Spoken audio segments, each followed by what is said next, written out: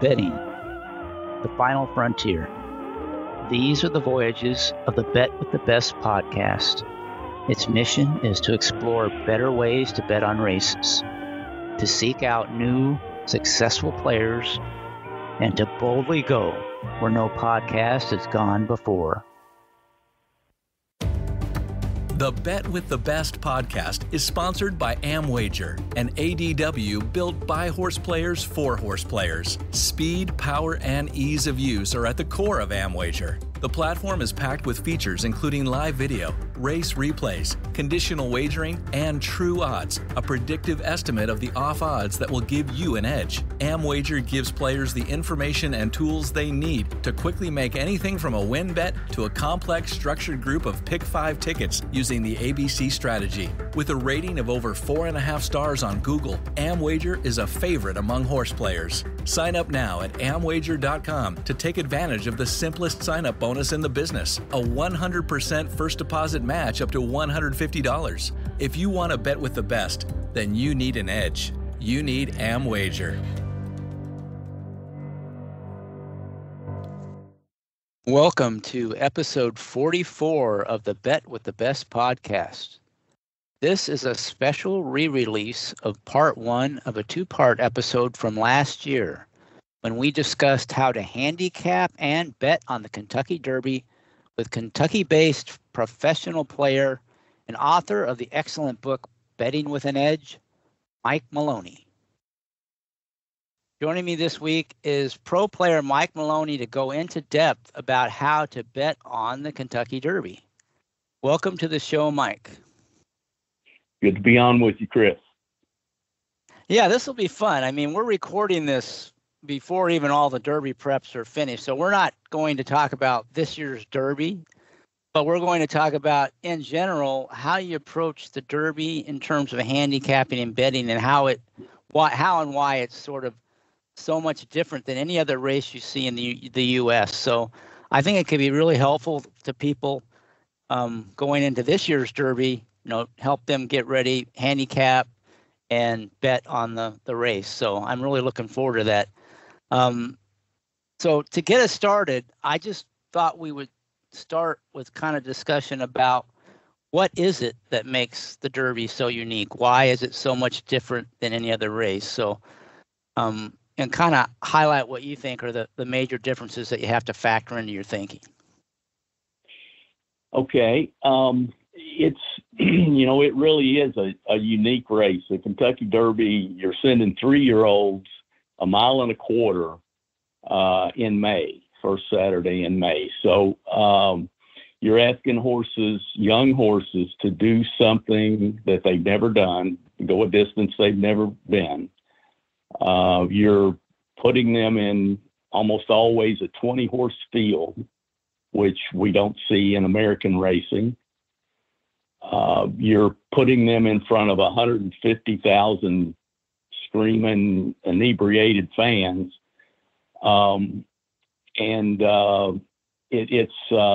It's just a unique experience for the patrons, for the jockeys, for the horses, and for the trainers too.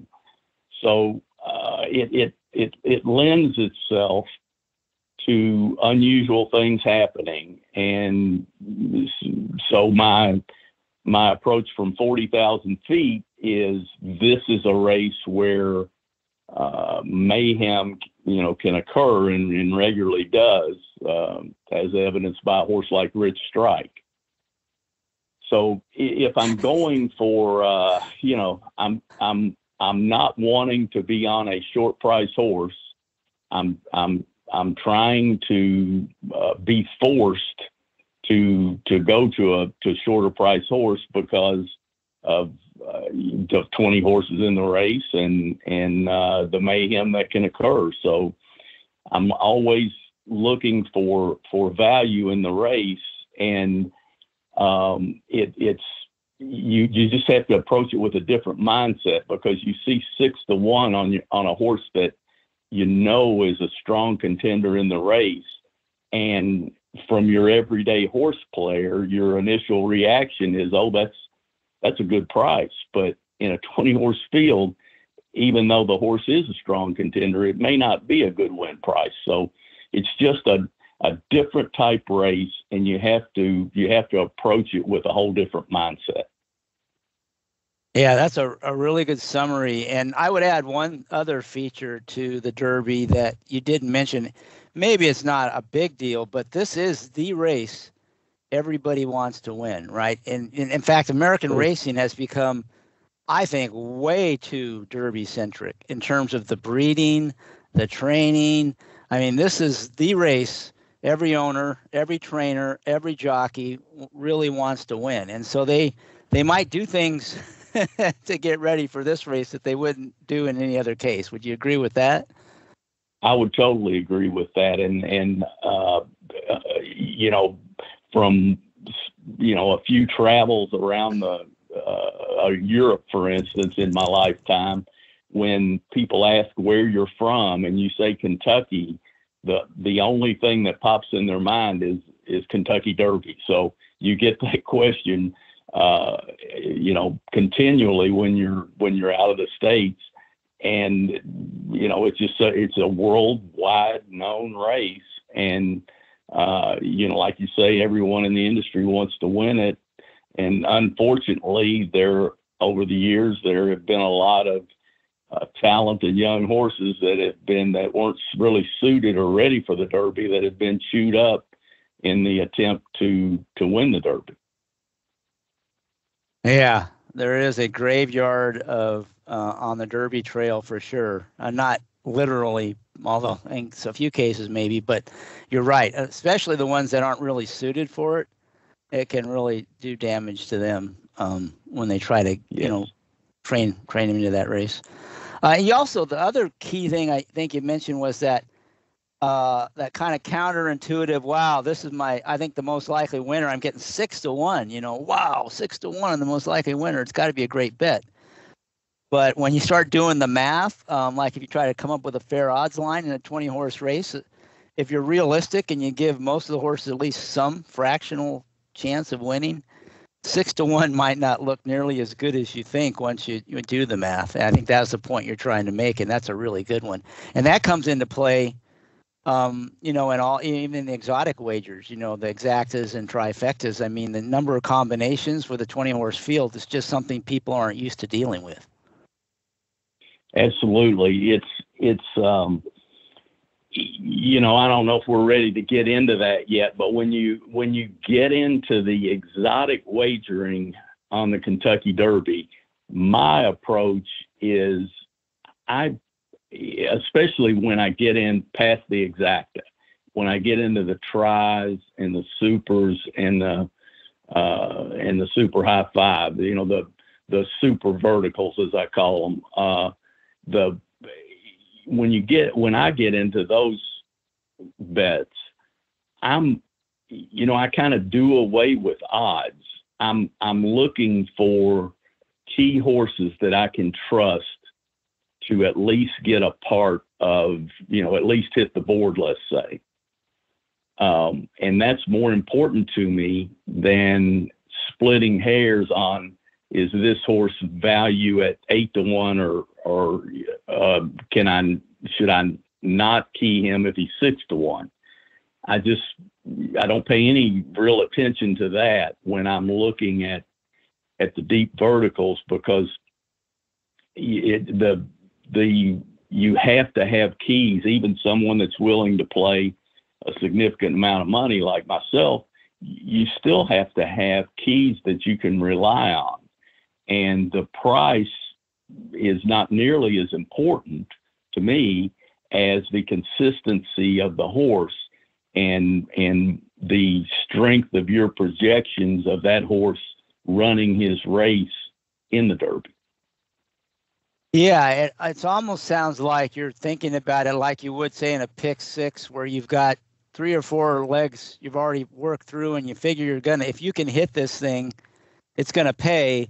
And I got a couple more races that I've got to get through to hit that. I'm just trying to get through them. I'm not really that worried about, you know, adding value on. If I can hit this, it's going to pay. And so I want to try to cut down the combinations and make it affordable so I have a chance to hit it. Is that kind of what you're thinking?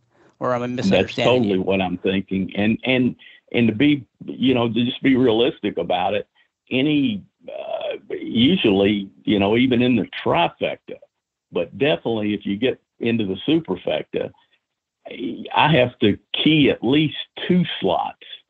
So I'm trying to find 2 horses that I can rely on to either run in the top 3 for the tri or the top 4 for the super.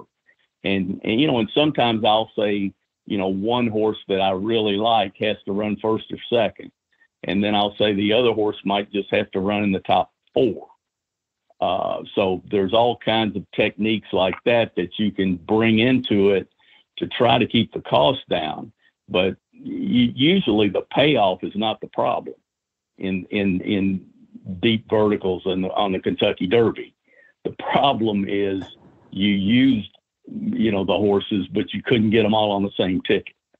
So, I wish I had $1 for every time I've heard that from my horse playing friends on Derby races and Derby pick sixes and anything to do with the Derby. It's just a tough task to try to, to bring that down on Derby Day, because there's always going to be surprises. Not always. Once in a while you get a really formful result.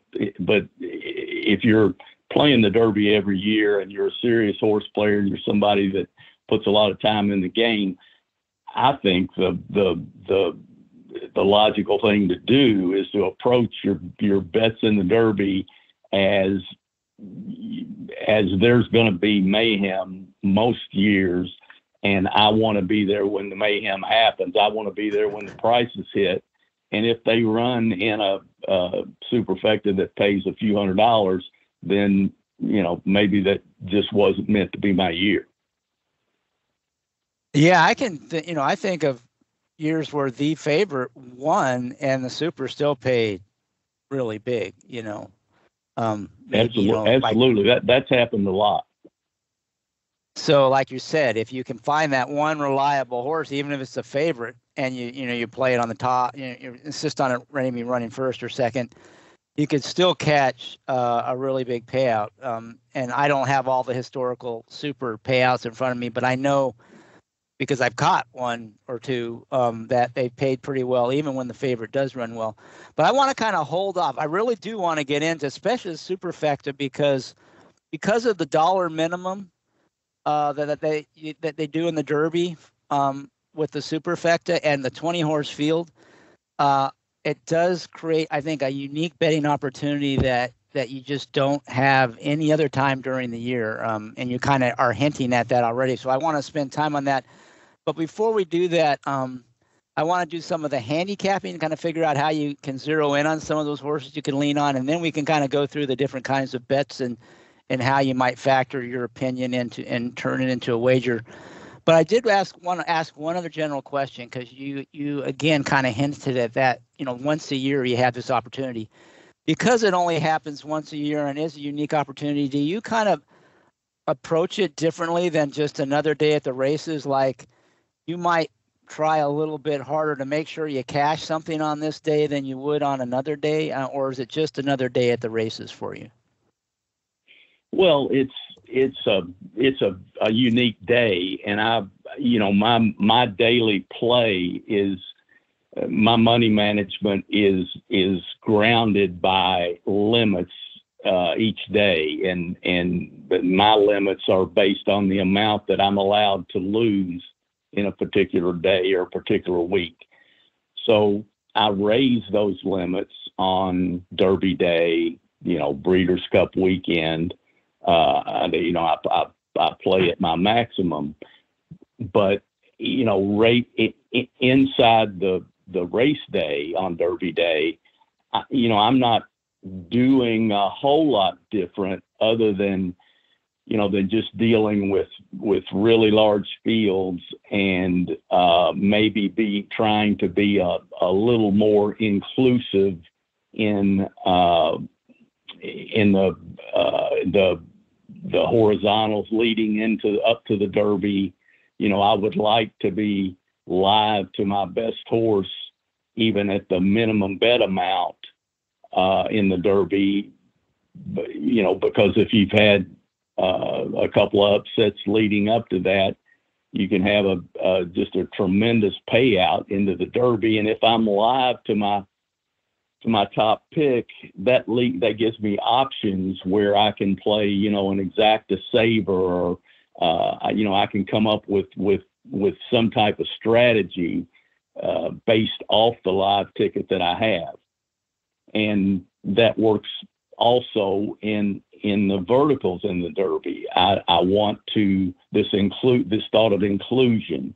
I want to really grind on my bet structure for the trifecta, and to some degree, I'm going to grind on my bet structure for the superfecta out of necessity too. But I want to try to be creative in writing tickets that give me the opportunity when my 8th or 10th choice in the race runs 4th in the super, and I'm kind of right about the rest of it. That's a scenario where it's so easy to miss that, to near miss on that super. I want to take my very best shot and to really grind on those tickets to give me my best shot to pick up that, that super that pays $100,000, let's say. There can be a big effect on your whole year, just whether or not when you're kind of right. There are going to be some years when you're just all wet, and that's racing. But there are lots of times, and I'm sure horse players can relate to this, where you're on the verge. You say sometimes when the race ends, you're not even sure whether you had it or not, because you were tinkering with that horse on the bottom, and you just used it in a couple of small wagers where you were being really just using your best picks on top of this unlikely horse to run in the 4th slot. So, it's a long-winded way of saying that one of the differences on Derby Day is I'm willing to spend a lot of time trying to structure these tickets to where when I look back, on the Sunday that follows the Derby, I'm not just kicking myself for, there's a way that you could have caught that, Mike, if you would have just, ground out a few more creative tickets. Yeah, I know exactly what you mean. Like I've watched the Derby with some friends and family before, and we're all betting, and the horse wins that I've been telling them to play, and they're all excited. I'm sitting there trying to figure out, did that horse run? Who ran 4th? I couldn't tell, who ran 4th, because that's the thing that really matters. If we got that 4th place horse, that's the big score. They don't understand it. They figure the horse that's just right. won, which is good, but it's that super I want to hit, Exactly. If it's $100,000 super, it's hard to bet enough to win on a 6 or 8 to 1 shot to make it up to $100,000. And that just, you don't have that many opportunities on a normal betting week. It just doesn't come up very often. So it does sound like you're kind of looking for two things, and we'll get into the handicapping now. Is A, you're trying to find that horse or two you can lean on, right? Maybe in both verticals and horizontals, and then what are those kind of chaos horses that might blow up the verticals in the Derby that you don't want to leave off, right? That's kind of what you're looking for. Exactly. Where's the it's been a while since he did this, but where's the Dallas Stewart horse that's going to show up that's very hard to find on paper? Exactly. All right, so let's talk about handicapping. So I want to start, maybe this is the easy part, is like, what are the fundamentals, the key fundamentals that hold on the Derby, just like any other race? That, it's pretty much like any other race. You need, what would you say are the main things that really don't change, that you can kind of approach those parts of the handicapping the same way you would any other race? Well, first, I'm going to preface this a little, and this will probably come up several times while we're having our conversation today, Chris, is the point system for the Derby came into effect in 2013, the year that Orb won. And that changed everything for me. The first thing I was going to mention, and you're asking for a list of the things that you look for, was pace. And pace dynamics of the Derby were, I guess, forever changed in 2013. So in my mind, in my way of handicapping, there's point system Derby was an entirely different animal than post point system Derby handicapping. So, what was in the past doesn't matter now, I guess, but I think it's just important to mention it, because if you're going through Derby stats and Derby results, my advice is to have a hard break at 2013 and to analyze those results differently going forward, because I think it turned into a different race. Now, to answer your question about what you look for, pace is still important. What you generally find in the Derby is, you generally find a solid pace. There's nearly always someone willing to take the lead in the Derby. That's not a choke down situation like you see on the turf in New York sometimes, where they're all looking at each other. The jocks are looking at each other, and nobody wants the lead. It's not that situation. So usually some jock is glad to go to the front, and the pace is honest. And, the other factors determine the race. What are the other factors? You want to be leaning toward horses that you feel comfortable about the distance. We may have deeper discussion about that. I don't have a lot, I don't think, to offer there. It seems like more and more the majority of the horses in the race, if they get the right setup, they seem to get the 1.25 miles. I think something that's overlooked sometimes in the Derby handicapping is the versatility of a horse. What's commonly known in racing as a push button horse. And, that just most listeners probably know what we're talking about, but it's just a horse that can go to the front. He can lay off the pace. And a lot of those type horses, even if they get pushed back to 4th, 5th, 6th early, they can still run into the race on the turn and get their position. And it doesn't take away their finish. They're just very versatile about when they can be used in a race, when they can be asked to run, as opposed to some horses that they have a run that's 1/4 mile, or they have a run that's 3/8 of a mile long, and you have to time that correctly because that's all they're going to give you.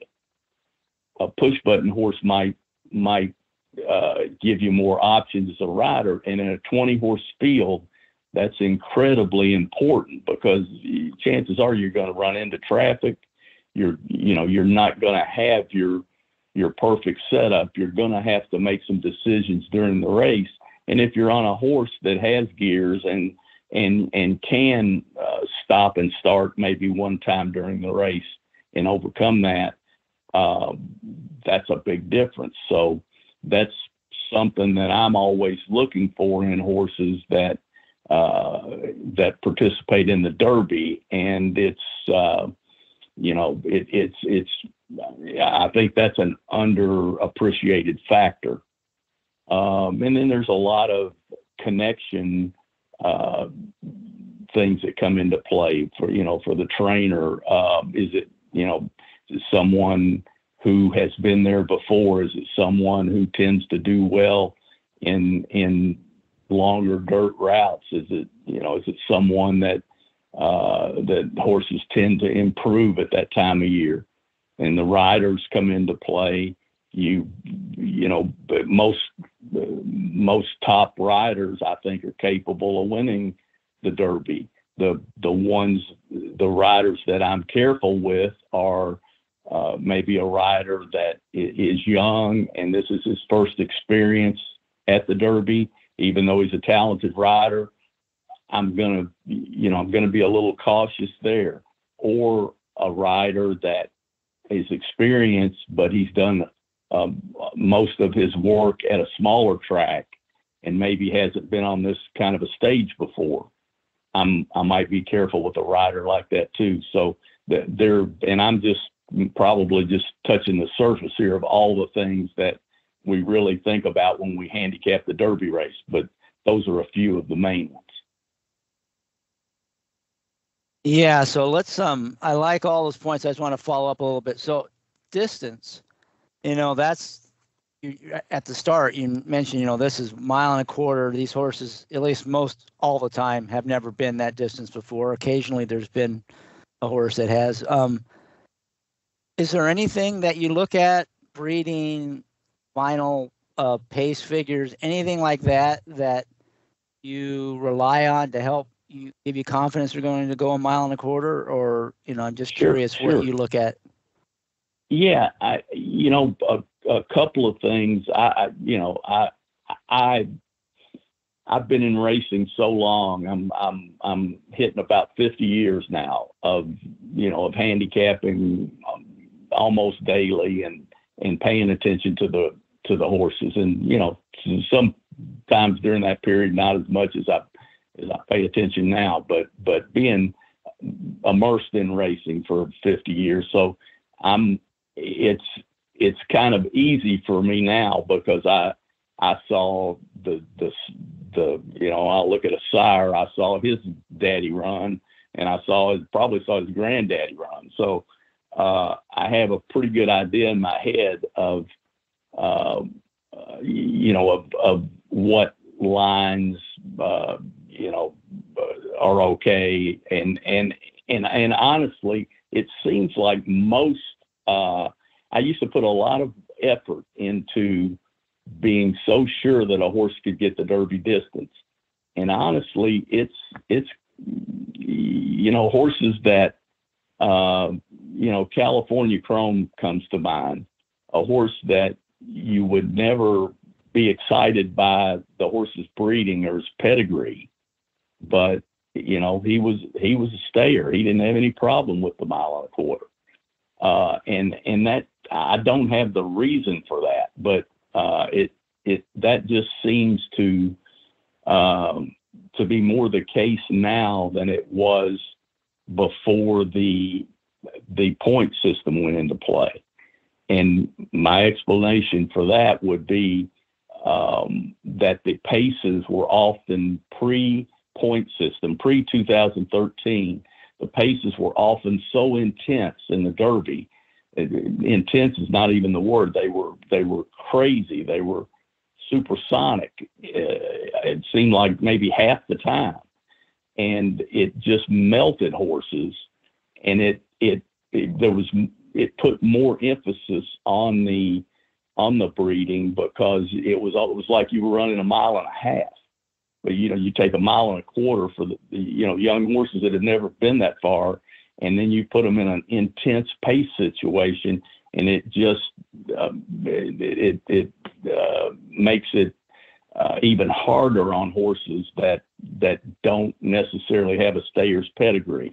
Now, post 2013, it doesn't seem like the breeding matters as much, and I'm not going to say it doesn't matter because it does, but it doesn't. If I see a really talented 3-year-old, I'm very hesitant now to eliminate him or severely downgrade him on breeding alone, just because I've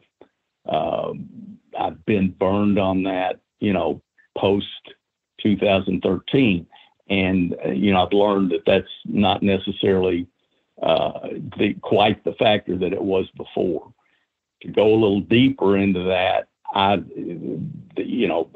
just looking at a rough, quick look at a horse's overall pedigree. Like if he's by Curlin, if he's out of a Curlin mare, for instance, then I'm not probably going to worry about, can he get the distance? I'm going to assume that he can.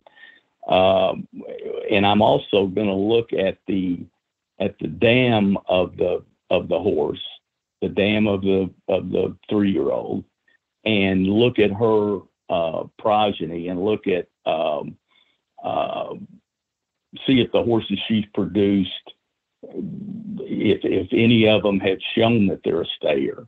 And if she's a young mare that doesn't have a lot of foals that have raced, I'll go back to the Grand Dam. I just want to get a little idea from the mare side what kind of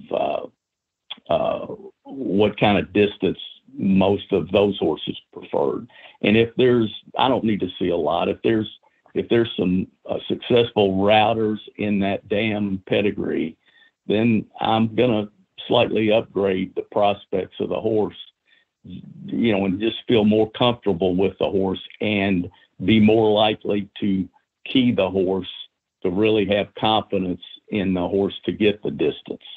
And we'll probably talk more about that in the betting part. But it does sound like even though you think now maybe the breeding, you're less likely to fade a horse because of breeding, but you still like to see that in terms of trying to identify that horses you really want to lean on. You'd like to see them have some sort of distance pedigree that gives you some confidence that they'll get the 1.25 miles. Is that a good summary? Yes, that's a good summary. I want to try to find out everything I can. When after the Derby is drawn, I'll look at it and come to a conclusion, a couple of days before the Derby usually, what horses I'm looking at keying. And once I get that far in the process, I don't do a lot of work before, the horses get to the Churchill for Derby preparations. And once I have an idea who I might key, then I'm going to go back and do a lot of this work to make sure that I'm comfortable with everything I can find about the potential key horse. The other horses that are inclusions and contenders, I've learned through practice to be careful with, saying, well, that horse can't win. It might hit the board, but it can't win because it's California Chrome. And I didn't say that with that particular horse, but I'm just using it as an example. His pedigree is a little short for 1.25 miles. And I think, that'll cost him in the stretch. Well, that hasn't played out so well in the actual practice. So I'm a firm believer in, I want to operate on what actually happens on the racetrack. I don't want to get lost in theory, and I want to know about theory. I want to have a lot of ideas. I want to try to think outside the box. But everything with me, no matter if it's a Derby or if it's a third race at Mahoning Valley on Tuesday, everything with me is linked back to what's happening on the track right now today. So I want to make sure that I stay in tune with that. And what's happened on the track in the Derby has just pushed me away from making bold throwouts of horses that seem to be lacking on pedigree. Yeah, I think part of it, I would attribute that part of it is like almost none of the horses are bred to go 1.25 miles anymore. So maybe that's part of the reason why it's not quite as important, right? They're all looking for early speed. and precocity. So that might have There's a something lot to of do with truth that. to that. So what about on the track? There's a lot of these, systems for picking the Derby, and like they'll say, you got to get an eighth, the final eighth, or the final quarter in a certain amount of time, or people look at late pace figures. I mean, is there anything in their PPs that you're looking for that will give you confidence that they're going to get the distance, or just anything in that regard? I haven't used those final finishing times, but I've noticed, I think if I'm right, you've used those to some degree. And I think I noticed, like maybe on Twitter or something, you had posted something. Is that right? Yeah, what I do is a little bit different. I wasn't going to bring it up, but since you mentioned it, I want this to be more about what you think than me. But I've been doing this for a long time. I actually built a model to pick the Derby, to handicap the Derby way back in the early 80s. And part of that model was taking the PPs and internal fractions run on their final Derby prep. It usually was a mile and an eighth at that time. Still is for the most part. And then based on the way they ran, projecting out how they would finish up in a mile and a quarter if they basically ran the same race again, but up farther distance. So it uses a little math and stuff. So that way it takes into account because problem with just looking at final fractions is there's such a function of how the early part of the race went. I mean, like, for instance, the Tampa Bay Derby, this year they absolutely crawled on the front end. I mean, you could almost not go any slower than they went in a horse race for the first 6 furlongs. So, of course, all those horses are going to come flying home because all they did was jog for the first part of the race. Where if you get into a race where they go super fast early, they're all gassed at the end, and of course they're going to stagger home. So, this is sort of looking at that and saying, all right, what would project out going forward. So it's just another piece of information, but I think it's better than just looking at the final fractions because it takes into account the whole race. And it's certainly better than just breeding because it's taking into account, how the horses have actually performed on the track prior to the Derby. So I do that, and I do post it on Twitter, and I'll do it again this year after they run all the final preps. And sometimes horses, because they come out of races that had strange paces, it kind of throws off the projection. But in general, it usually kind of identifies the main contenders and the ones that are likely to, they all can run a mile and a quarter, as everyone says. It's just how fast they run it. And it usually can pick out the ones that are more likely to run faster than the others going that distance. Yeah, that makes total sense. And that's kind of what I thought that you did. And that, sounds useful. It's just not something that I have done. I guess I'm more of a lot of what I do is seat of the pants handicapping maybe, but it's just what I'm comfortable with. But I'm also, and this is a good lesson for horse players, I think. I'm also always looking for new information from smart people. So when you post something like that, I'm going to pay attention. I'm going to take a look at that and factor that in to some degree. I'm going to hope that it confirms what my opinions already are to that point. But if it doesn't, if it points out a horse that I am against, that your data is pointing to, then that's important for me to go back and take another look, just like you would if a horse you've eliminated is all of a sudden 3-1 on the tote board. You just go back and take that other look, and it doesn't mean you're going to change your mind.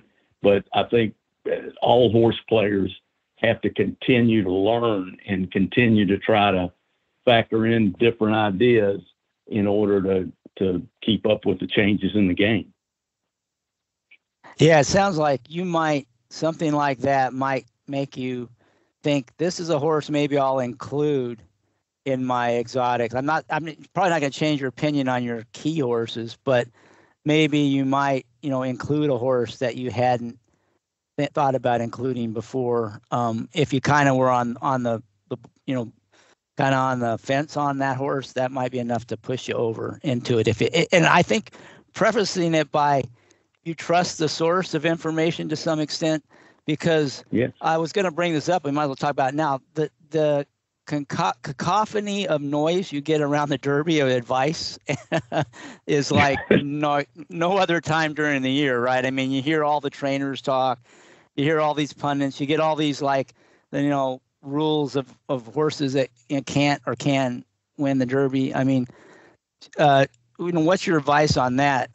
Do you just shut it out? Is there what in there that you get? What kind of information do you get about the Derby that is useful that you don't normally get? Is there any such thing? I mean, just how do you deal with all that noise? Absolutely, that's a great question. I ignore probably 98% of it because, like you say, everybody seems to be positive on their horse as they're leading up to the Derby. And that's natural. It's Derby fever is a real thing. I've been around people that have caught it, and it lasts until the morning after the Derby. And there's no known cure that I know of. I mean, you just catch it and you have it. But the information that I am trying to pay attention to is, number one, is there a physical issue with a Derby contender? And the trainer will always say, it's taken care of. That's not going to bother him. Or, the vet says 100% okay, whatever. I've found through the years that when a horse has any type of physical issue, whether they think it's been dealt with or not, if it's enough that it's in the conversation Derby week, then there's no way I'm going to key that horse. I don't care if he's Secretariat. And sometimes they'll run through it, but it's been my experience that is valuable information. And I'm talking about,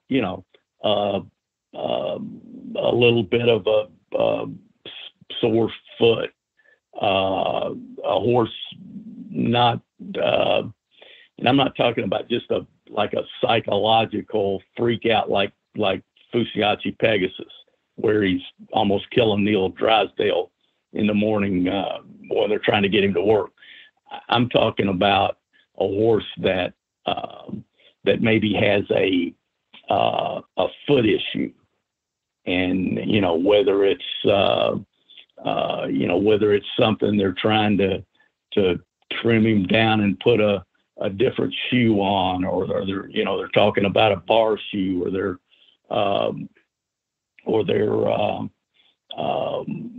he's had quarter crack issue or whatever it may be. If that's significant enough that it comes up in the conversation, I think it's something to pay attention to. And then I should have put this next to the Neil Drysdale Fusiaci Pegasus comment. But also, when a horse is training, there are people that we all probably listening to the same people, that observe the physical nature of the horse. And, for me, it's people like the Work Show on FanDuel TV. I don't even know if they'll have that this year, but in previous years, listen to Simon Bray, Tom Amos, people like that.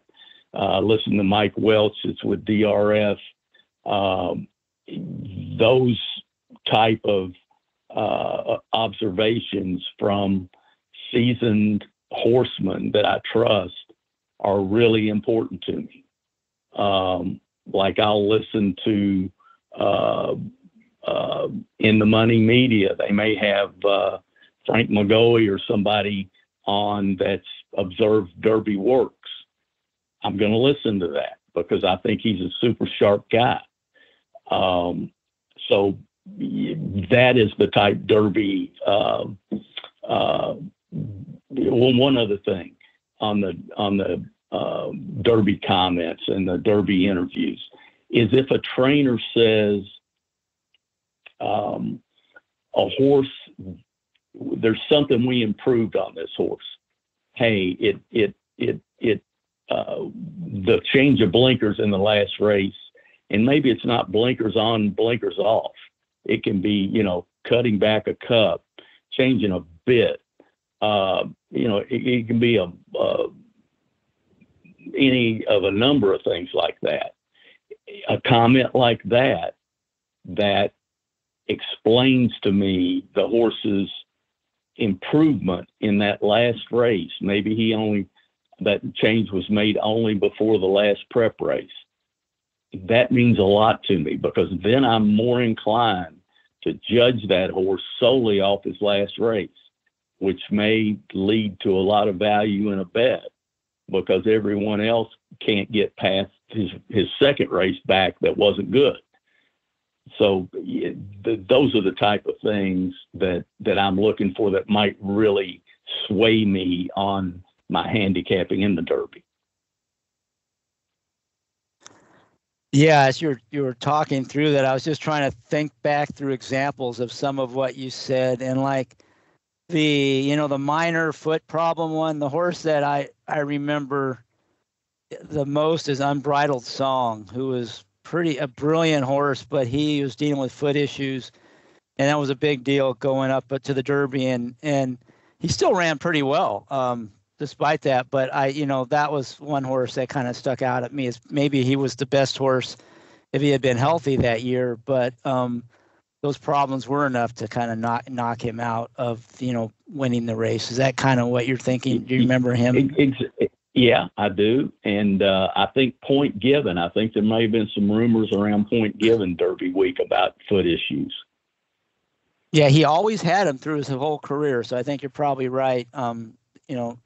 So that's really interesting. So anything else on that? Because what I want to talk about now again is kind of go back to the handicapping and the fact that the Derby is a 20-horse field.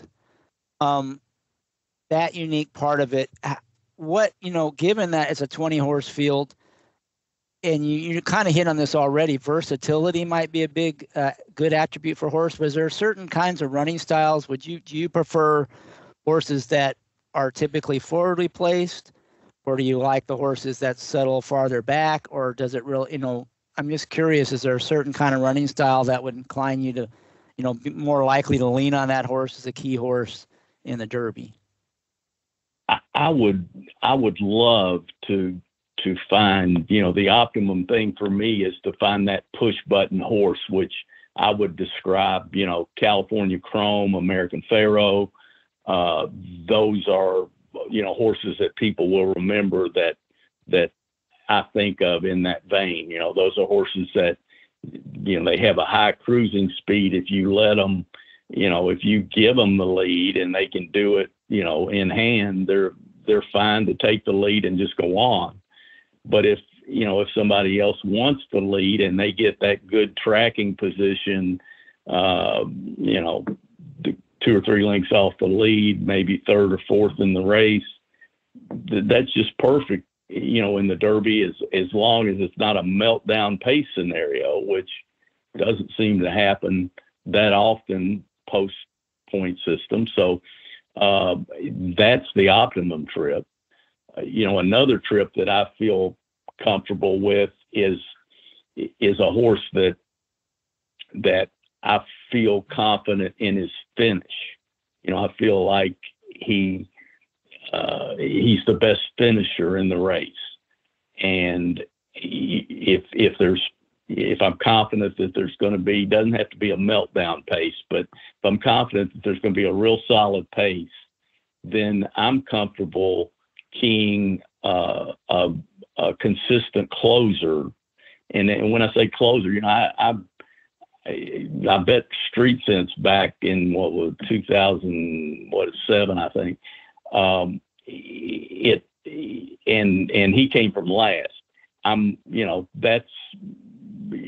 That's okay in a certain scenario, but that's not exactly what I'm looking for. There are horses that will lay that can lay mid-pack, and they're still going to have plenty of finish. And that's another okay scenario for me in the Derby, because those horses have, they can drop back far enough where they can generally find an okay trip. They can generally settle somewhere in a decent spot, and then they can get swung outside and put that finish in. So those are two types of trips that seem to come up a lot, and those are two trips that I've keyed a lot in the Derby.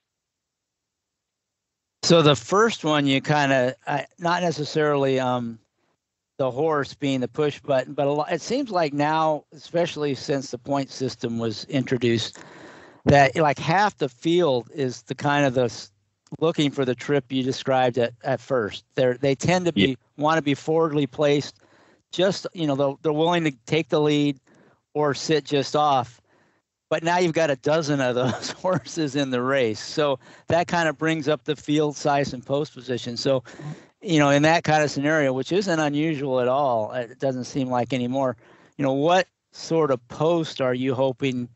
What are you thinking are preferable for that kind of a horse? Well, I would prefer an outside post. It's kind of dependent on the horse. One helpful thing to at least look at is if you have access, I think most of us do today, to pace figures, to a good set of pace figures. I made mine own for, 30 years. Now I kind of rely on Timeform US and a couple other things I look at to give me an idea how the race is going to set up. And what you're looking for there, but I guess it's pretty obvious, is the ideal scenario is when the horse that you're interested in, the horse that you think will pass can pass horses, that's the push button horse. When his pace figures are, in the same neighborhood as the projected leaders in the race, then the push button horse can place himself nearly, a high percentage of the time in a favorable position. And just the idea behind that is, there are 6 or 8 horses that look like they want that spot, but the ones that are going to get that spot are the ones with the 120 pace figure, and the horses that have the 100 pace figure that their style is to lay in that same position, they're not going to get there. Or if they do get there, they're going to be used too hard to get there, and they're not going to have anything left for the second part of the race. So the pace figures, early pace figures, are very useful in, where can your horse lay, not where could he be off his fastest pace figure, but where can, off his normal pace figure, where can he lay comfortably? And that's the kind of thing I'm looking at. And so even if you draw the 20 with a California Chrome or American Pharaoh, I think, you're probably still okay as long as the track's fair that day at Churchill, which it usually is on Derby day. I mean, at least by Derby race. And, you can lay outside, and you may be a little wide in the first turn while you're waiting for everything. You're trying to stay out of the way of some of the mayhem.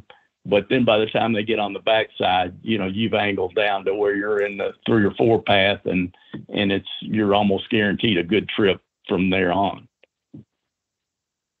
Yeah, you made a good point that there is that long run to the first turn, even though it's a mile and a quarter. That you get pretty much a quarter mile run to that first turn. So even from the post 20, there's quite a bit of time to start angling over. And the geometry is that you don't really run much farther, and on a straight diagonal to the rail it's only a few feet farther than, coming from the rail. That's one of the people think that you lose a lot of ground by angling over, but you really don't. But so you got horses that are angling over to get towards the inside in that big field. What if your horse you like isn't one that can be up there near the front?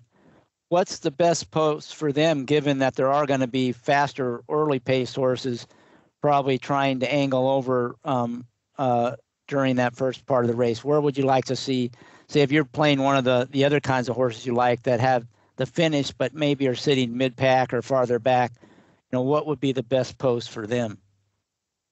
That's a tougher question. And I think it kind of depends on the horse a little bit. My initial reaction would be to say a middle type post, a 8 to 12 kind of deal. But, that's just off the top of my head. I don't have anything to back that up.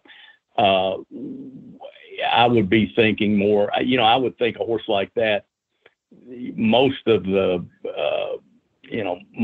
posts would be okay given the right ride and the things you would worry about. I would be more sensitive then. I would be more concerned about extreme outside or inside, because look at extreme inside first. If you're 10th going down the stretch the first time and you're on the rail, you don't have a lot of options. You're catching, and everybody's trying to angle down. So there's certainly horses in front of you on the rail. And there are also horses trying to come down to save a little ground going in the first turn. You're going to get a ton of kickback, and you're not going to have many options right there. What are you going to do? You're going to try to back out of that kickback, or the horse might do it for you and just, kind of throw his head up and slow down a little bit. You could try to get out a couple of paths immediately, but most likely there's going to be horses that are trying to angle down, and that's not going to be available to you. So that can be a claustrophobic, tough trip, especially for like a middle of the pack type horse, not a deep closer, but a horse that does his best running from off the pace, but is not a deep 20 lengths out of the closer. And same thing for a horse on the extreme outside. If you're a horse that drops back to dead last, if you're going to run the style that Street Sense ran in his Derby, it might be okay, because maybe Calvin Burrell would just grab a hold and drop into the rail and be 20 lengths back and be fine with that. But there are a lot of horses that are not speed horses that draw out extreme outside, and you have horses inside of you, and that's just the luck of how the race plays out, whether they're 3 horses inside of you or 6 horses inside of you. But if there are more than 3, what do you do at that point? I mean, you can try to speed up, but maybe that takes your horse out of its style. You can just let your horse run comfortably where he is. Well, you might be 8 wide in the first turn if you do that. So it puts the inside with kind of I don't know exactly the right term, maybe mid-pack horses, we'll call them. The extreme inside and the extreme outside, I think, can create problems. Maybe you get lucky and there's a pocket that you can drop into and it's a non-factor. But in trying to predict what's going to happen before the race, I think you have a little extra concern about horses that draw into those positions. Yeah, I really agree with you on the kind of the mid pack on the outside. Given 20 horses, you got 19 inside of you, it's hard to envision anything but getting parked 4 or 5 wide, on the turn.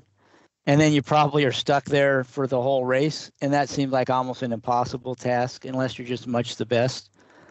So that mid-pack runner, extreme outside post, to me, that's really probably the worst draw to have.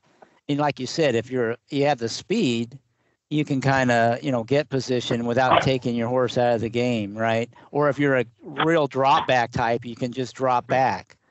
But at mid-pack, you really don't have any options from that post. And so, to me, that would be like the worst draw, would be a mid-pack runner way outside. That makes a lot of sense to me. That's exactly what I'm thinking. Whereas, like you said, if the horse can handle it can kind of handle being in and behind and take some kickback down on the inside, you might be okay.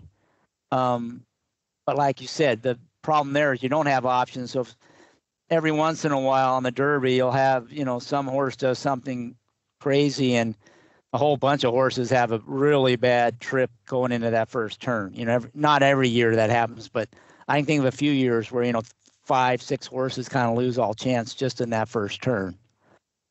Exactly. And then this is going back a few years, but I'm just trying to throw in some examples of some of these things as we go along. But Jerry Bailey was a rider that was one of my favorite riders anyway, but especially on Derby Day, he was a guy that was just a miracle worker at taking a bad initial position in the Derby and, maybe using a little horse prematurely to get a better position, to get a proper position. And he had just a knack of being able to do that without taking too much out of his horse. And he was also great at timing the winning move in derbies, or the get into contention move. I know the good riders normally don't just sit there and take the terrible trip.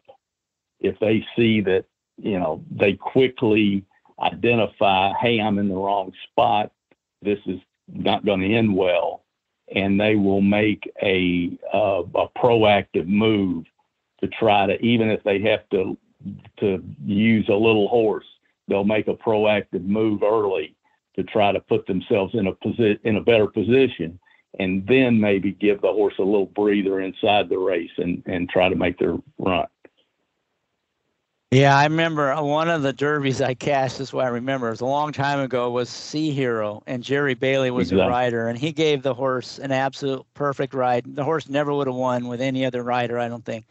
And, that was just one of many really good rides that he had on the Derby. He probably was, in my estimation, the best jockey, a Kentucky Derby rider. I know Calvin Burrell kind of he's sort of one-dimensional, but he had a lot of success with that one dimension. But I think Bailey, in terms of just the quality of rides he put on the horses in the Derby, he was the best. And maybe it's because I cashed on some of them. But, to me, that's who comes to mind in what you just described. A quick aside, you're bringing up a happy memory for me there. I was at the Derby that day, and I was with a friend who had a lot of connections in the horse industry and happened to know Mac Miller. And so we not only cashed all our pockets full on Sea Hero, but we got to go on the backside immediately after the race while the media was still there, and spend a little time back there with Mr. Miller. So it was a good memory, and not many days in racing like that, but you're bringing up a good one. Yeah, I imagine that was a lot of fun. The one other thing I'll say about the big field, the 20 horses, is that horses that are used to being near the lead in the Derby now, with 20 horses, instead of sitting second or third, they might be fifth or sixth. And horses that are used to being mid-pack, instead of being fourth or fifth, now they might be 11th or 12th. And obviously the horses near the back of the pack now might be, 19 horses in front of them. That kind of makes a difference too, I think. I'm not exactly sure how you factor that in your handicapping, but I do think horses might, they're in a position they're not familiar with, even if they run their normal race. Does that make sense to you? How if any do you? Go Makes ahead. total sense. Makes total sense, Chris. Sorry. It makes total sense, and it just points out even more the importance of the push button horse. I mean, if we can take some of that out by finding a horse that, we feel confident with the combination of its final times and overall ability mixed in with the right type pace figures and maybe the proper rider, although you don't even need a great rider on a horse like that a lot of times, just a competent rider. You have such an advantage in a race like the Derby because it's very likely that the push button horse is going to get to show who he is, that the dynamics of the race are not going to eliminate him or severely hamper his chances. Where if I'm looking at a horse like, that has to come from where Sea Hero had to come from, or, has to come from further back, you're bringing, when you key that horse, you're bringing a lot more variance into play. You're taking a lot more risk on. And the rider becomes such a bigger component in the play. So, what to try to make it, completely clear, I would prefer to take an average rider on a push button horse, and if I were playing a closer, I might pay a lot more attention to the rider and design my play to where, if I love this horse that I know is coming from off the pace, and don't have a high level of confidence in the rider, then maybe I make 10 or 20% of the money I bet a key with my push button horse and a different closer, just as a hedge against, the mayhem that can happen in a Derby and is more likely to happen with a lower level rider. That makes a lot of sense. It's one last thing on post position. I can't leave this topic without hitting this, is post position one. For a long time, because of the nature of the way the starting gate was set up at Churchill, it was actually kind of tilted, and horses actually started to the left of the rail. And so you kind of had to actually, the horse in the one hole actually had to move to the right a little bit in order not to run up into the rail. And so, nobody wanted that rail spot because they just felt like, you're going to get pinched back all the time. I think it was a little bit overblown, but it certainly was a factor. But now in the last few years, Churchill finally built a single starting gate for all 20 horses. So that gave them some extra room so they could slide the gate over now so that you can kind of start where you normally would have a starting gate. Given that change, do you think the one hole is the kiss of death still? Or, other than being an inside post like we described earlier, is there anything in particular about the one hole that makes it worse than, say, the two or the three? Or with the new starting gate, is that a non-factor for you?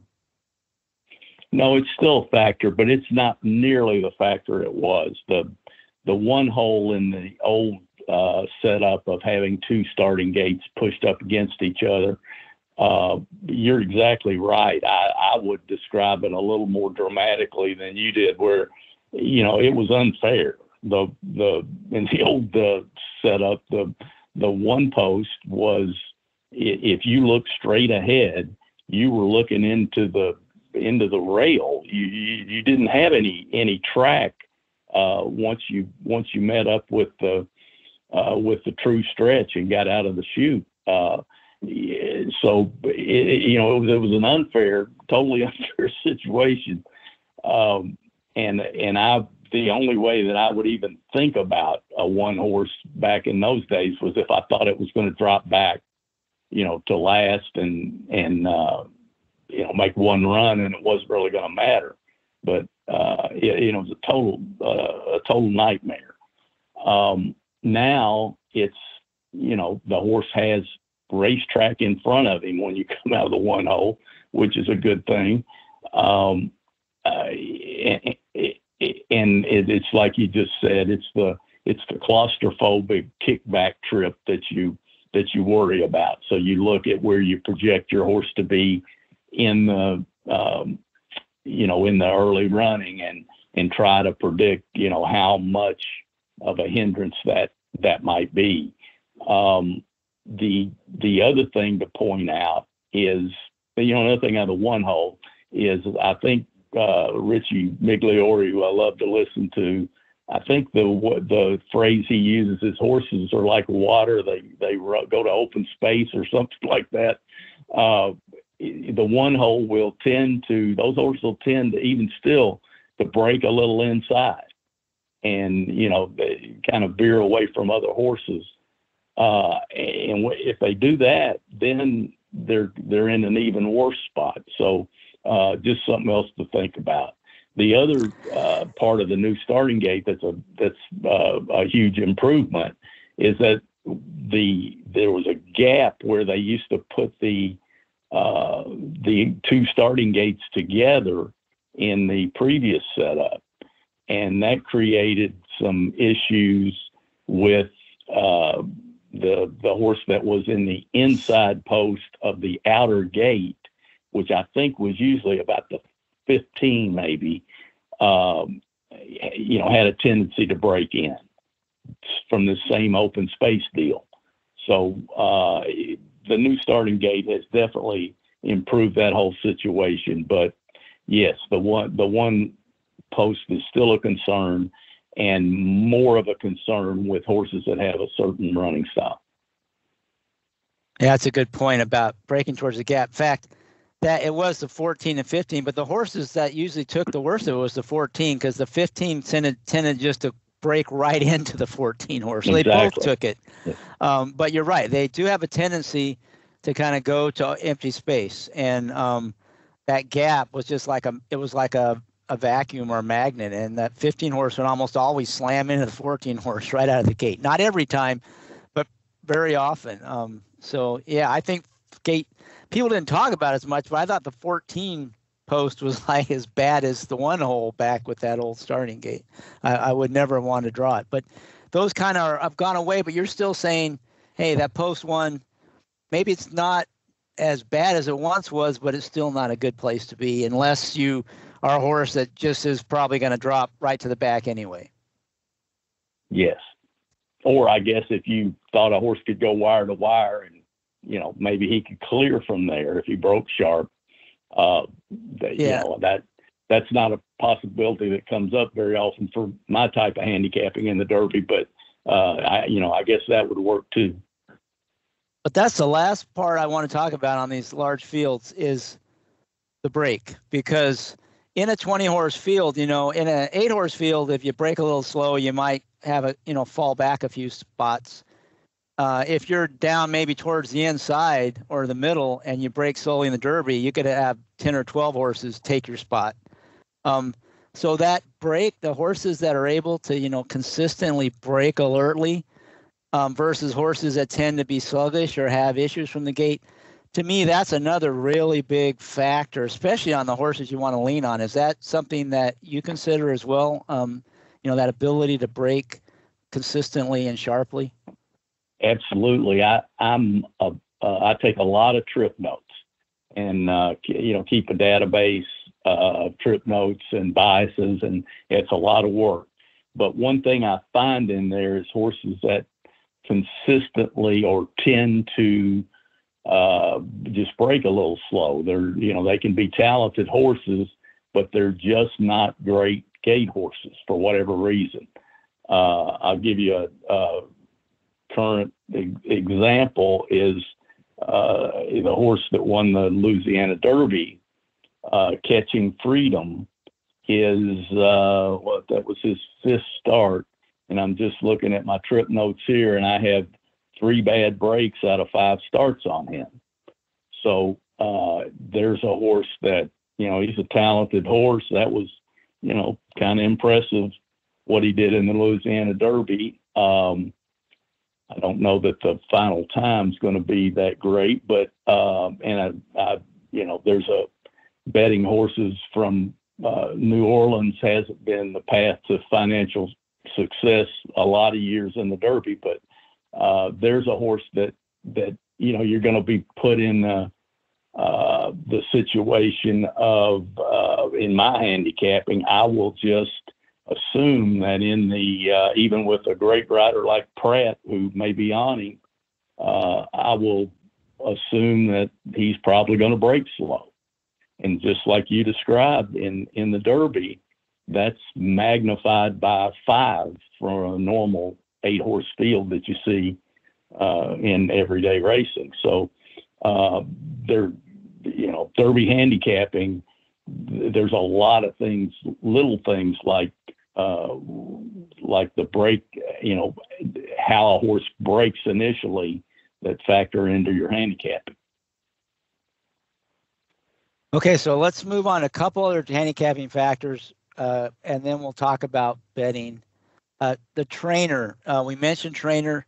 There are some trainers who have had a lot of success getting to the Derby, but not much success in the actual Derby. And Todd Pletcher comes to mind there. He's probably been the all-time greatest trainer at getting horses to win Derby preps, but his win percentage in the Derby is pretty abysmal.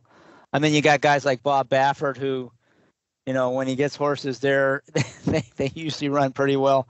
So is there anything in particular other than the obvious that you're looking at in terms of, trainers in the Derby? I'm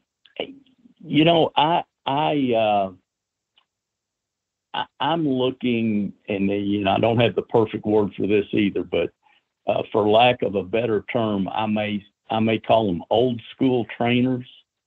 And I know the Kentucky circuit better than any other circuit. So a lot of the guys that are my pets are guys that either, start most of their horses here now or were a big factor here previously where I got to know their styles. But for whatever reason, those type trainers, and I'll just name like a couple, this going back a little bit, but when you Street Sense and Carl Nafsker, I wrote about in Betting with an Edge, the kind of the style of a guy like Carl Nafsker, which is just slow stair step race by race development of a young horse where they're just slowly improving. His protege, Ian Wilkes, has taken on that same style. Ian doesn't run a lot of horses in the Derby, but I'm using them as an example of just this slow, continual progression of a young horse. Shug McGahee is, his young horses tend to have a similar pattern. Once in a while, Shug gets horses that are bred so well. Once in a while, he'll have one freak in like one of their first 2 races, and then that's off that progression angle and kind of off the table at that point. But a lot of his younger horses still follow that same path. Ken McPeak is kind of an example of that. And I'm going through a few of these just so the listener kind of gets the idea of the it's in California, it might be like the John Sheriff's approach. So you kind of get a feel for the kind of person I'm talking about. I think you get a little value with not just naming those trainers. My point is that style of training, whomever it is. I think you get a little added value in the Derby because most horses that win the Derby are running a lifetime top. That's what we expect them to do. Not a lifetime top. They run a lifetime top up to that point. So that's what we're expecting them to do. And, almost any horse that pays a good price in the Derby is stepping up figure-wise, quite a bit. So it makes sense to me to look for trainers in the Derby that it's not out of the norm for their horses to make these improvements. And even if they don't win, they offer value, even if they're running second or third. And I know, like, a guy like McPeak is not really mentioned in Derby conversation. He hasn't had, the right horse maybe for a few years. But, that type guy, I would, he has a lot of good young stock this year. He's getting, seems to be developing more of a program that are getting horses there a little earlier. That, I'm always looking for guys like that in the right situation in the Derby, just because my level of confidence goes up. Pletcher is a great trainer, and Pletcher, has won the Derby and obviously can win it again. But, I'm going to evaluate his horses differently. Not that they can improve in the Derby. They certainly can. But I'm not, I don't normally expect automatic improvement from certain trainers, whereas other old school trainers, almost always, when they point for the big race, it's pretty reliable that, whether they win or whether they run third or fourth, they're confident that their horses are going to improve, and they usually do. So that's a little different angle, but that's something that's been good to me and something that I think is a little undervalued on the board on Derby Day. So I'd kind of characterize those guys. They tend to be a little more patient, and then they don't push too hard early and kind of let the horse develop naturally. And you're saying if they have a horse that's good enough to make it to the Derby, they're probably going to run the best race of their life in the Derby. And they may not have the same speed figures as a Pletcher or a Baffert or Brad Cox horse heading into the Derby, but they're much more likely to improve than those other horses. And so maybe it's not enough to win, but it probably means they're competitive and can at least hit the board, and you're going to get some value because they look a little slower going in. Is that kind of a good summary? Absolutely. Orb is a little bit of an example of that. He was not a horse that I thought, Shug trained him, and he was not a horse that all the way leading up to the Derby I was all that interested in. He was racing at Gulfstream that spring and wasn't like really lighting anything up. But leading up to the Derby, he paired up a couple of numbers, and it looked like he was ready to move forward. And, your Shug's, that's his method of operation. So the pace looked to be super fast, and he was a legit closer. And it was a little bit hard to get to him maybe, but what pushed me over the top was the Shug factor. That the numbers I was looking at on Orb were a little light, but if he moved forward, and I, fully expected him to, the projected number would probably be good enough to win most Derbies. So, it just brings in a little extra,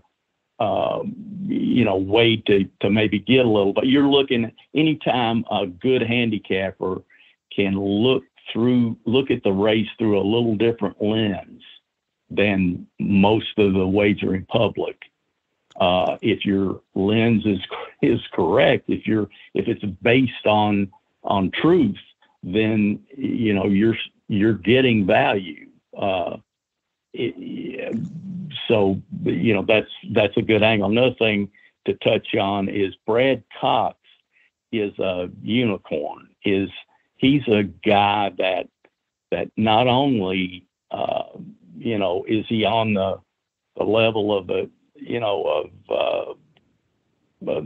same tier as guys like Pletcher and Baffert now, but he is in my mind, he's an old school trainer. I just watch the things he does, and a lot of them are, they're you see a lot of his young horses get on that slow improvement pattern and just stay on there, and just continually improve. So Brad Cox is a unique guy who he's not on my list maybe of old school trainers, but he may, I think there's a very good chance that Brad Cox will take over kind of the Baffert influence on the Derby, where, he's either winning or right there nearly every year. I look for, if I'm trying to project things into the future, Brad Cox is a guy that grew up a few blocks from Churchill Downs, and I think it's always going to be when he has a good young horse that he knows is a stayer. I think he's always going to be pointed right for that race. Well, like a lot of horses are, but I think Cox has the unique talents and skills and style of training that really work well in the Derby. Yeah, well, he's certainly already made his mark in the Derby and in the Derby preps. So one other thing that you brought to mind, because this is something I think has changed just in the nature of training in general, but I think the point system encourages this. Where now, most of these horses have hardly raced, at all. They don't, they just kind of pointed to one good effort in one of the final two Derby preps to get him the Derby, and that's all they're trying for, and then they run him in the Derby. There's no more where horses have had 8 or 10 or 12 starts and 4 or 5 or 6 as a 3-year-old going into the Derby. I think that's part of what makes it a little harder to handicap. Does that change the way you think about these horses in terms of, their progression and stuff like that? How has that affected the way you look at the race, if at all? I think you hit on it, Chris, in that it makes the race harder to handicap because, I think anytime you have less data, in this case, fewer past lines in your past performances, that it's harder to separate the contenders and the pretenders. It's easier for a horse to look good in 3 races and fool you, not being the genuine article, but 3 races into their career they can look like it, than a horse that had 6 or 7 starts where a good handicapper can find the holes in that horse before it races in the Derby. So I think that makes it harder.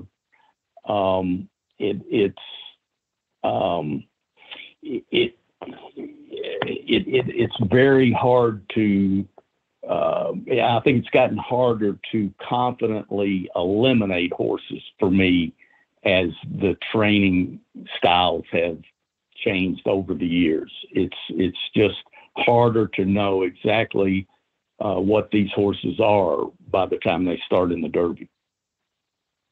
That makes sense. I mean, because they all have upside, right? I mean, as 3-year-olds, young 3-year-olds, they do, but as lightly raced young 3-year-olds, it's hard to predict, which ones could improve quite a bit off of a few starts. And like you said, or which ones maybe just had everything go their way and they really aren't cut out for the next level of competition. Just a lot more uncertainty. And like you said, more chaos, right? You have to factor in. Okay, so a couple more. Oh, sorry. No, I was just So agreeing with your comment. So jockeys, you talked a little bit about ones with experience. You kind of already hit on this a little. Anything else to add on the jockeys other than, I think you've already mentioned that a jockey that maybe hasn't been running at a major circuit, you might be a little concerned. Doesn't mean they couldn't win. We saw that happen last year. And also, the younger riders who are talented but maybe inexperienced. Anything else about jockeys that you're looking for as positive or negative in the Derby? I'll just make one quick comment that don't underestimate just what a unique situation the Derby is. It just popped in my head while you were making that comment. I talked to a jockey one time who'd ridden in several Derbies, and he described well, first of all, the playing a mile of Kentucky home and just the electricity in the air that the horses pick up on during the post parade. But he said the most dramatic thing to him was when you come around the final turn and you're getting to the top of the stretch and you're starting to straighten out, that the horses will react sometimes, because he called it a wall of sound that the horses and the riders encounter as they get to the top of the stretch and face that grandstand and the crowd's roaring. So that just like burned into my mind how different an experience this is for a young horse or a first-time rider, let's say. A little bit different than turning for home on Aqueduct on a Wednesday. Maybe. In terms of the wall of sound. Yeah, that's a good point. All right, so one, I keep saying it's one, two more topics on handicapping. First of all, workouts. I mean, they get more attention than in workouts at any other time. They're, like you said, they have the work show. I think now it's Twin Spires does it rather than FanDuel TV, just because of the ownership of but maybe this year it'll be on FanDuel. I'm not sure. But they have that morning show. There's a lot more talk about workouts. All of a sudden everybody becomes an expert on workouts. How do you factor that into your Derby handicapping? That all that workout information you get? Well, I'm not an expert on watching workouts, so I readily admit that, and I don't like to get up that early anyway. So I just like I described the body language of horses and the overall physicality of horses. I rely on people that I've learned to trust over the years that have tended to be right more often than they're wrong. So, I'm going to watch whatever show is on as often as I can. I may go back and try to catch, something online if I miss one, and just kind of try to stay on top of what the smart people are saying about how the horses are training. I'm going to read whatever Mike Welsh puts out. If Kate and Bradar makes a comment on air, which she has when horses are schooling, I'm going to listen to what she says. Anything that comes out of Maggie Wolfendale's mouth about a Derby horse, I'm going to listen to intently. I think she's tremendous. So, I've just learned to not put a lot of my time into that, but I know it's important.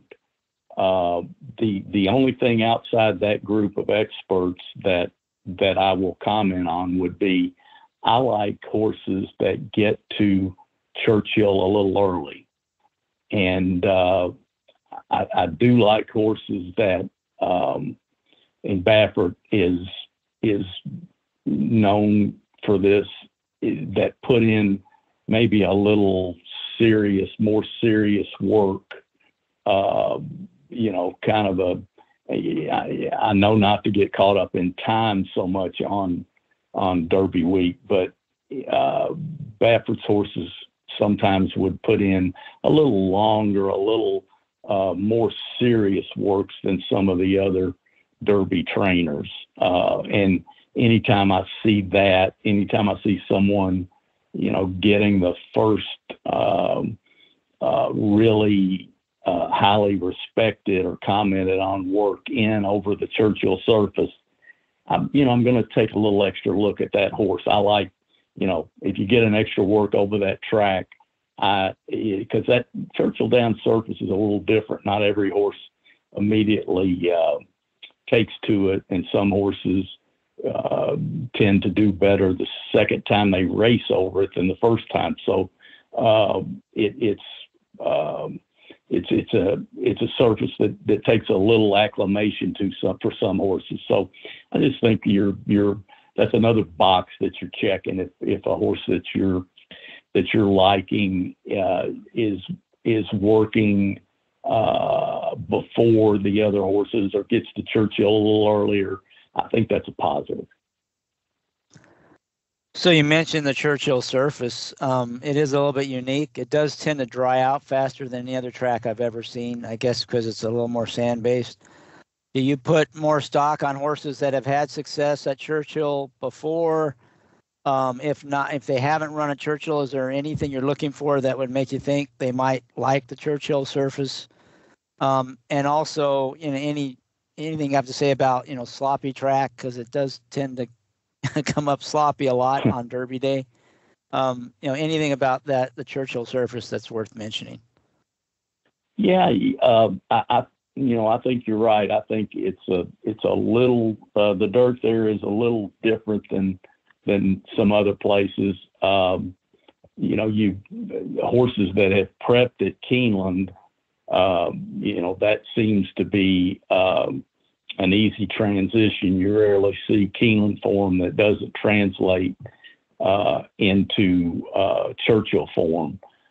One thing I would, let me hit your slop thing too. The slop at Churchill, be aware of potential bias situations when it gets real wet, when it gets sloppy. It's not always the same thing.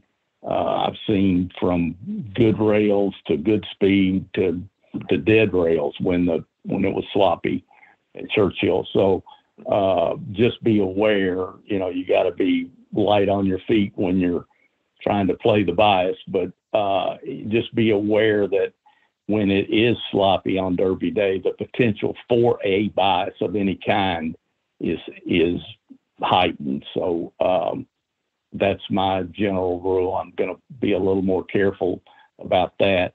One other thing I'll touch on that I don't hear much comment on is I always pay a lot of attention early in the meet, and the Derby's always, right at the beginning. You have 1 week leading into the Derby of live racing.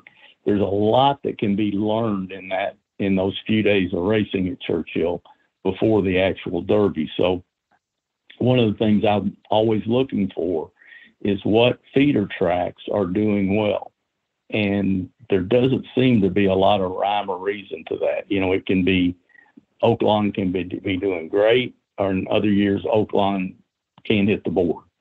Same way with Fairgrounds, Gulfstream.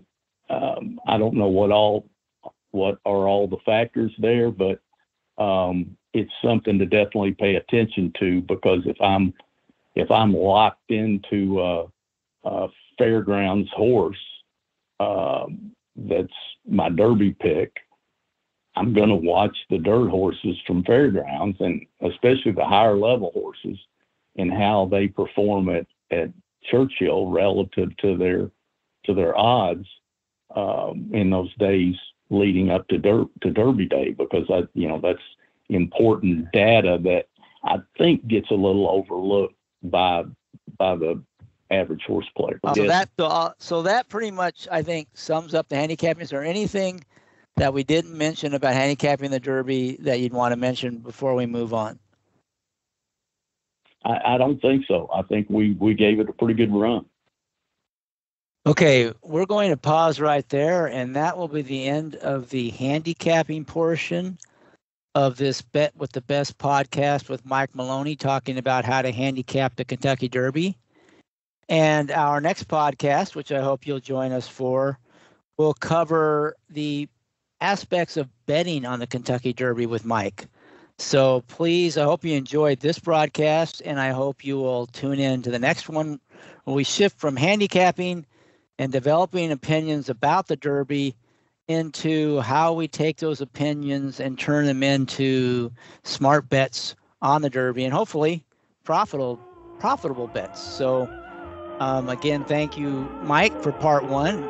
Part two is on its way, and thank you all for listening, and may you boldly go where no horse player has gone before.